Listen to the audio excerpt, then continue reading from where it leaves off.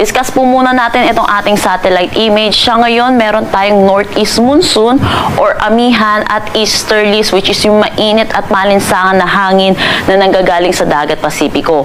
Dulot ng interaction netong dalawa nating weather system, ito ay nagre-resulta sa tinatawag nating shear line. Ito po yung magiging resulta po kapag nagkakaroon po tayo ng banggaan ng malamig at mainit na hangin. Itong shear line natin, posible itong magdala ng mga pag-ulan, lalo na dito sa malaking bahagi ng Luzon.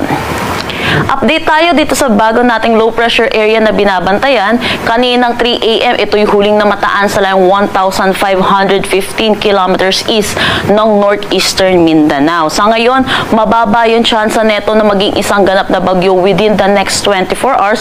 Pero sa mga susunod na araw, tumataas na yung posibilidad neto na maging isang ganap na bagyo. Posible itong pumasok ng ating PAR by Sunday or Monday. Sa ngayon, meron tayong dalawang scenario para dito sa ating low pressure area or yung magiging bagyo natin. Posible itong mag-generally move northwestward at posibleng mabagal itong kikilos or almost stationary dito sa Philippine Sea dahil sa interaction neto sa isang stationary front. Dulot po neto, inaasahan po natin mabagal ang kanyang pagkilos, kaya posibleng landfall pa niya ay dito sa may northern Luzon by Sunday or November 9. Pangalawang scenario naman po natin, ito naman po yung medyo mabilis yung kanyang pagkilos.